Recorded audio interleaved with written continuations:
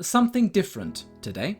I invite you to join me on a journey into the lives and minds of some of the first people on Earth to become aware of COVID-19, the havoc it would potentially wreak, and crucially, the political environment in which these people had to manage their new reality. Because since the arrival of this worldwide pandemic we find ourselves in, many people have been wondering to what extent, if any, the Chinese authorities are responsible for just how bad things are. What did they know? When did they know it? And how proactive or transparent were they when it really mattered? Well, I don't pretend for a minute to be adjudicating final answers to those questions with this video, but the documents we're about to see are real conversations involving Chinese health professionals and residents of Wuhan, along with official government policy and dictate translated by yours truly. And I hope they will give you an insight, a glimpse into a culture that I know very well, a system that is presumably alien to many of you, and a rabbit hole that, once you jump down it, leads to some pretty dark places. Now, a few caveats, one or two provisos from the outset, so I don't have to keep on saying them. Firstly, if there are people out there who can verify the authenticity of these texts, I am not one of them, right? I'm not an investigative journalist. I don't work for MI6. I found this stuff online, okay? And I didn't even do that, actually. Chief Rabbi of the Liberalists, TM, Chadis Biden did. So if you like what you see, you should follow that guy, because he clearly knows where the bodies are buried. But I am well aware that forgeries are a thing. I know nothing about the person who uploaded this information, and that's important to be upfront about. Secondly, the post was apparently made on the 25th of January 2020, so we can assume that everything therein occurred before that date, but 9 times out of 10 there is nothing in the source material that says exactly when these discussions were had or papers were published. And thirdly, there are attempts to provide medical advice in some of this stuff, right? Goes without saying, follow the recommendations of your physician, of your National Health Department.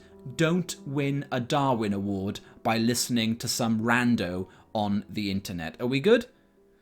Wunderbar. Let's dive in. Hold on to your butts.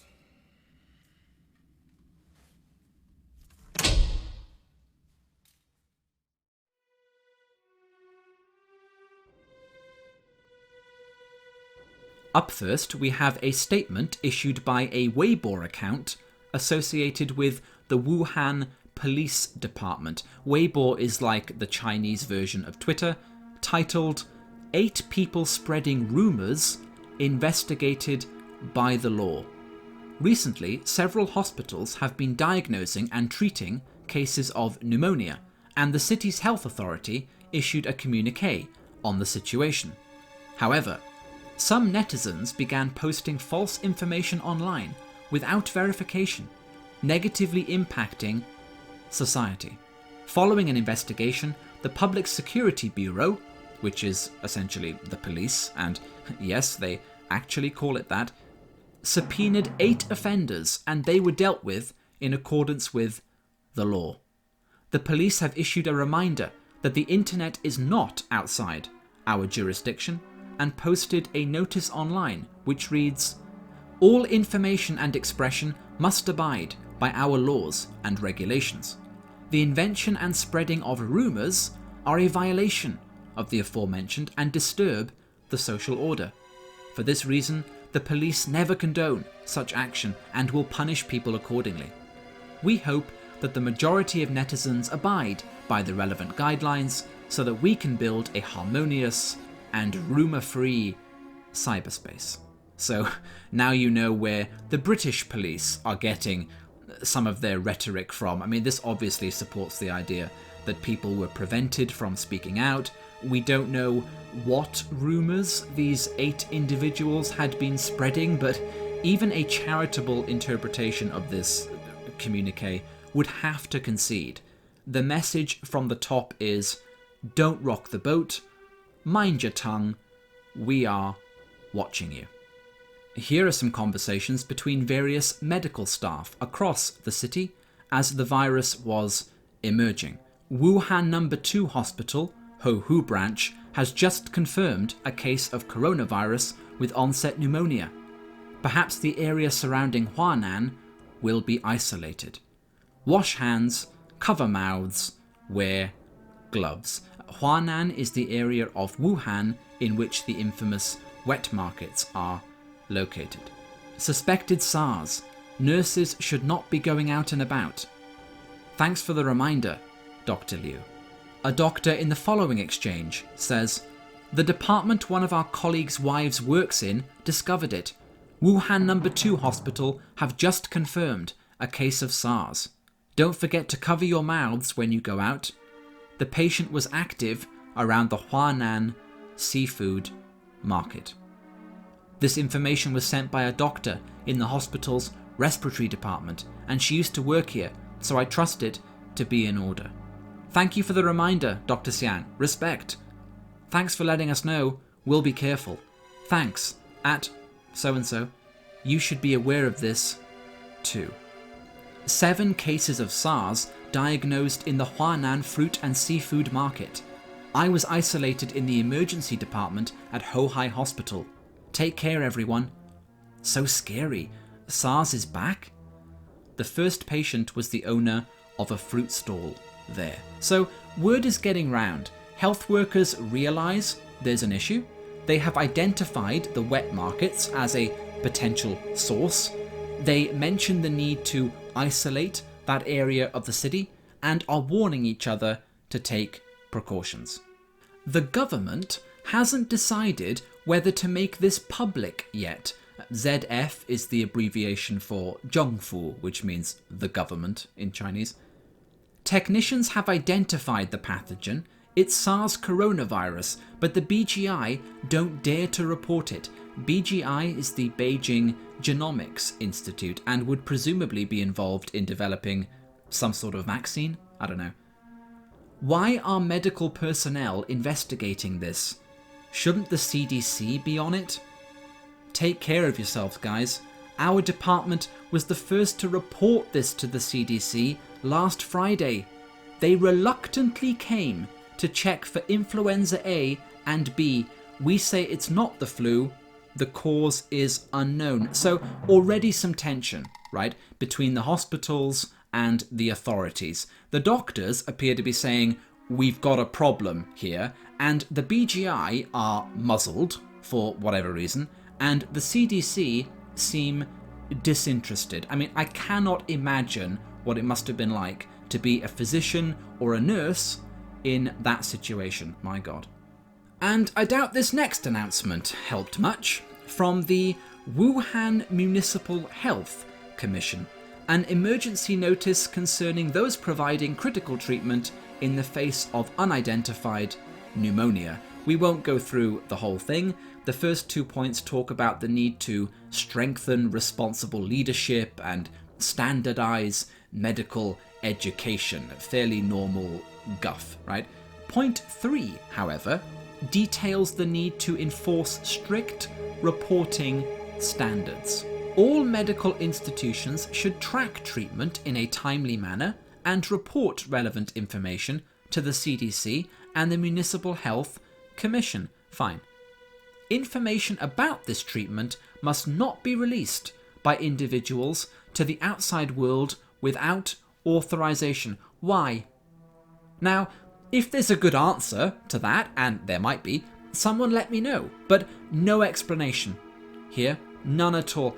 Why would hospital staff be told, right, here are all the things we need to do to fight this virus, but don't share them with anyone?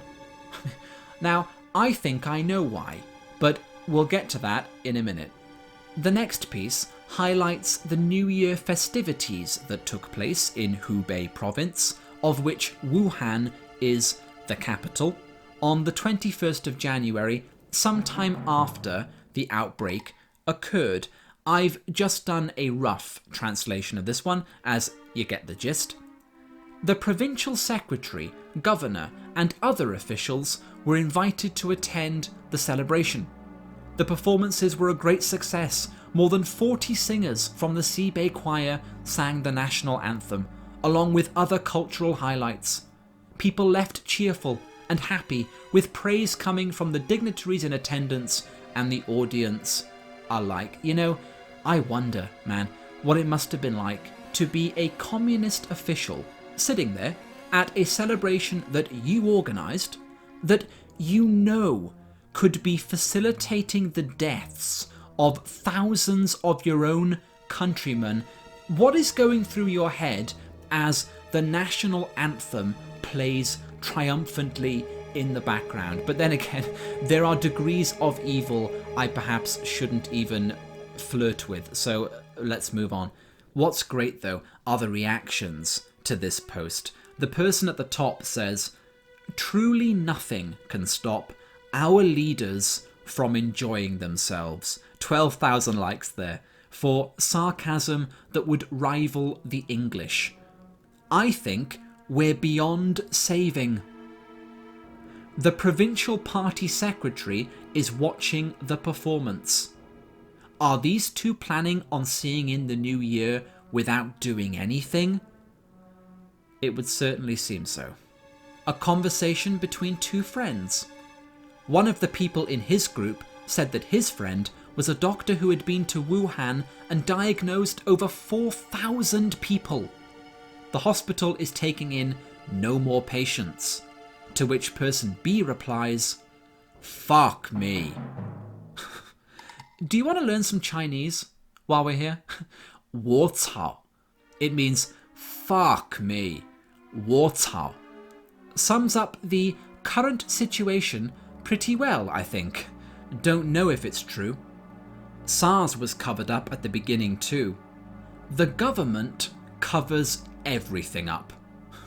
So a lot of dead people, they're afraid of causing a panic. Well, of course they are. Of course they are. What does a panic signify? A loss of control. And that's the one thing the authoritarian has going for him. The illusion of control. It's the unspoken pact he makes with those he subjugates. I may be a tyrant, I may treat you unfairly, but I can steer the damn ship, and I'll keep it away from the rocks. But what happens when that stops being true? What happens when the crow's nest spots an iceberg on the horizon and the ship isn't turning?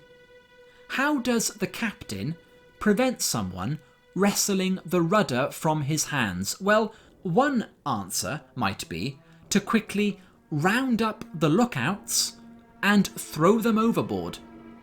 It doesn't save the ship, but if power and control are your primary motivators, the safety of the people on board, that's trivial in comparison. The dean and the director of the affiliated hospital, along with the head of the emergency, infectious disease and respiratory departments, went to a meeting at Beijing Central Hospital to listen to a lecture by Director Wang Guangfa relaying his experiences in Wuhan. All of these people upon their return were isolated and are unable to go to work. Ha ha ha ha ha. The year of the pig is really not over yet. I don't know if I'm reading too much into that last comment, but the pig, as you know, is one of the 12 animals of the Chinese zodiac, and its main weaknesses are identified as gullibility and slow-wittedness. Oh, when superstition greets reality as a friend, it's truly a magical moment. And now we get to an account from a Wuhan resident who was diagnosed with the virus early on. My mother and I have been diagnosed, effectively, but the hospital has no nucleic acid testing, only CT scans and blood tests to rule out known viruses. This logic tells them it is an unknown disease. The hospital is overcrowded, there are no beds, and hospitalization has been put on hold. Jinyin Tan Hospital, the institution ring-fenced for treatment, is only accepting patient transfers. This morning, someone asked to be admitted as their condition was very serious, and they were refused. The government is wholly inadequate, and many people are reporting this to their superiors. Our community is located across the wall from the Huanan seafood market.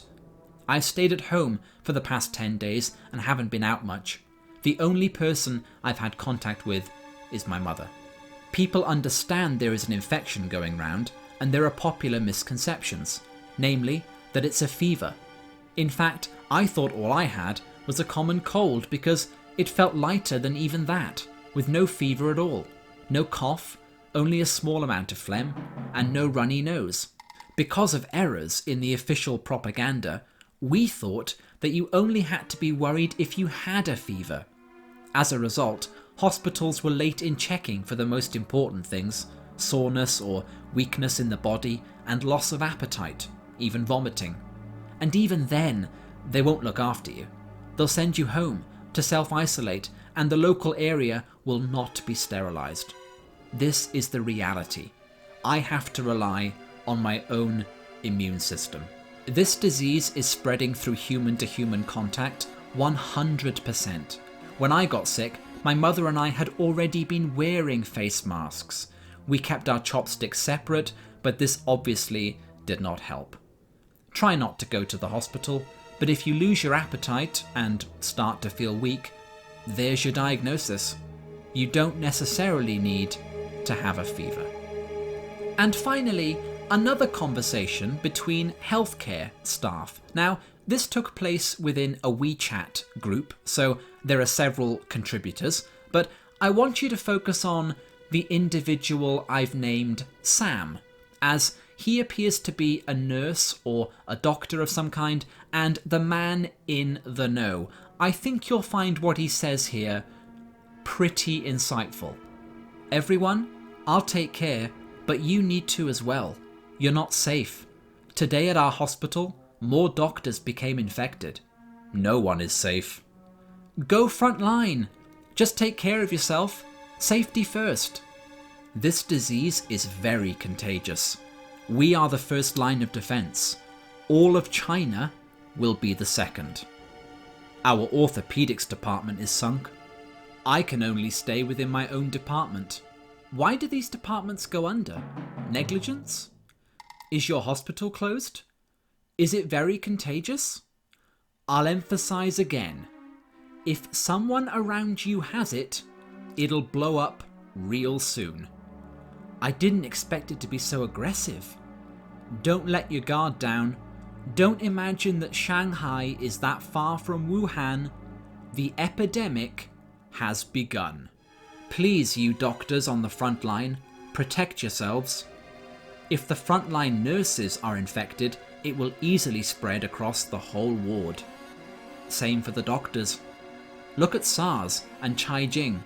Chai Jing, by the way, is a famous CCTV journalist who was heavily involved in reporting on the SARS outbreak back in 2003. I'm curious about the actual mortality rate of this coronavirus. Official records claim 440 infections and 9 deaths. The point is, we are unable to confirm whether the incubation period is contagious, and given this virus has an incubation period of 14 days, this is very worrying. We estimate the number of infected people to be in excess of 10,000. Wow. Right, I hope any skeptics about the Western narrative on China are beginning to realize not only that their authorities lie, but the extent to which they lie. I mean, 440 versus 10,000. In terms of the proportion of error, That is something like believing a German Shepherd to be the same size as a blue whale. So just let that sink in. We are talking about a non-trivial error. It's fucking madness. It's worse than we know. Treat this as some Resident Evil type shit. I'm not joking. You guys on the front line mustn't gossip, no matter the reward, no matter if it's life or death. What a bunch of nonsense. Is Wuhan CDC short of staff? I've called on everyone I know to strengthen their awareness around prevention. I chatted with a journalist friend today, involved with CCTV. Everything is being hidden by the Wuhan government. CCTV didn't even know. We don't know if the virus has similar characteristics. Effective my ass. Now they're talking about the treatments they've been trying. Their lungs are totally screwed. All it's good for is peace of mind. We have no idea what works. Is the rate of severe illness high in young people? No, but that guy in Tongji Hospital is about to die. The use of hormones is controversial, but may be effective in the short term. He's 31, referring to the guy in Tongji who was one of the first doctors to contract COVID-19. So what became of the poor dude? A doctor in Wuhan has made the ultimate sacrifice at such a young age. The infected doctor at the emergency department of Tongji Hospital has just passed away. 1989 to 2020. So sad. And we'll give the last word to Liu Xinai, who responds to that post with a terse but appropriate terrifying. Well, quite. So there you have it. And what have we learned? Well, the key takeaways for me are a revulsion and deep anger for the Chinese state and its toxic brand of communist ineptitude that I firmly believe is responsible for the degree of suffering we are now seeing around the globe, along with a genuine sympathy with the doctors, nurses, and innocent people who were essentially sacrificed on this authoritarian altar, right? And they understand. I mean, it's so important that people don't lose sight of this. These documents are littered with Chinese citizens criticizing their government, condemning the way they've behaved, and expressing a real concern for others and desire to combat this thing. I mean, I see many of these people as the equivalent of soldiers on a battlefield in a context where the generals have fled the scene and they've got to keep on fighting. I mean, it's unbelievable. If they say anything, they may be arrested. If they don't say anything, they increase the likelihood that people will die. And I have nothing but pity for someone forced into that position, and nothing but respect for those medical professionals working to save lives in such hostile circumstances. You have to appreciate that whenever I criticize China or the practices of the government there, that in no way translates into a condemnation of these individuals or the Chinese people more broadly. Au contraire, I hate the CCP because I love the Chinese people, and I want to see them and us free of the evil they unleash. Okay. See you next week.